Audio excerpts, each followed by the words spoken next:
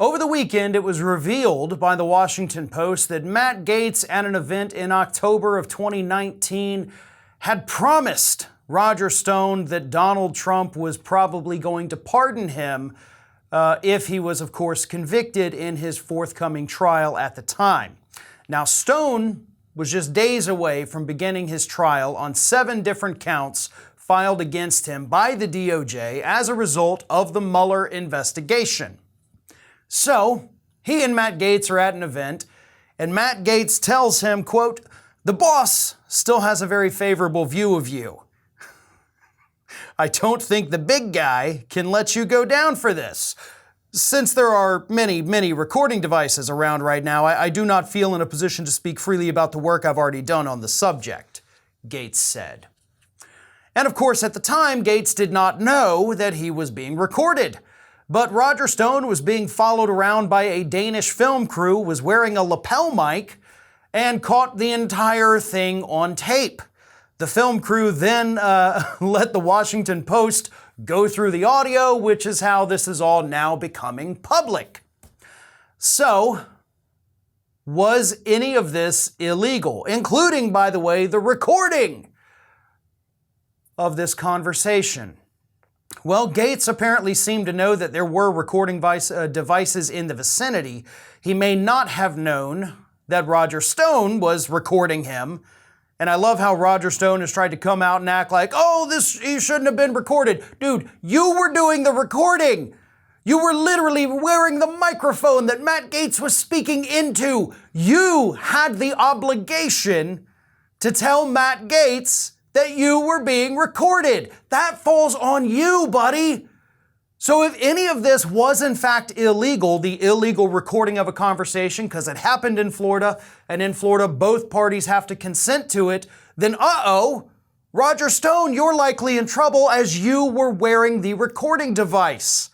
So they can whine and piss and moan about this being an illegally recorded conversation all they want.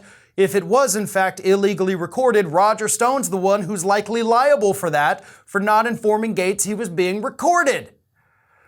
Now the comments themselves, of course. Don't worry, I'm working on a pardon for you. Well, ordinarily, that wouldn't necessarily be something that could get you in trouble, right? Because Matt Gaetz was just saying what he was doing. Right? The pardon was for something totally unrelated. Matt Gaetz wasn't a part of it. I've heard some people say, oh, this could be witness intimidation, witness tampering, by saying, don't worry, we're going to get you a pardon. But this was for Roger Stone's own trial. So how could it be witness tampering when this was the guy that was going on trial, and Gaetz had already told him, you're probably going to be found guilty, right? Gaetz was very forthcoming on that. You're going to be found guilty. So that's why I'm working on getting you a pardon. So how is that witness tampering, you might ask? Well, turns out that wasn't the only issue that Roger Stone was facing. As Mueller put in his report, there were numerous instances where both Roger Stone and Donald Trump told Mueller and his team just things that basically every other testimony contradicted. So that would have been where Donald Trump was most likely either obstruction of justice or perjury.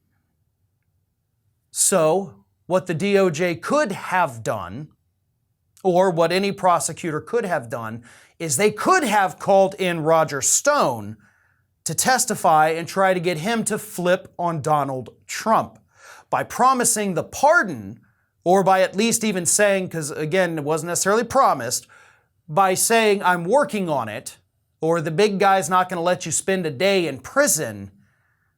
That could be just enough to dangle in front of Roger Stone that would prevent him from ever flipping on Donald Trump if an investigation and prosecution were to come somewhere along the line in the future. So that is where the witness tampering could come into play. However, because that situation never came up, it can't be witness tampering. If there is nothing that Stone is having to act as a witness to, you can't tamper him, if that makes any sense to people. So I don't know that any of this, as of right now, is illegal. If there were to be an investigation launched right now, assuming we haven't passed the statute of limitations on a lot of these things, if Stone was called to testify against Trump, then maybe you've got a case here. But honestly, I don't see it. As much as I despise these two men, Stone and Gates, I don't see how this could be something that would really get either of them in trouble. The best bet, if you want somebody to go down for this, would be to file charges against Roger Stone for illegally recording Matt Gaetz. You could probably get some criminal charges out of that. But as for the rest of it, it's just another disgusting story that unfortunately is not something that's going to result in criminal charges. This is Hattie. Hattie wants to know why you have not subscribed to our channel. You obviously like our videos, so do us a favor and subscribe.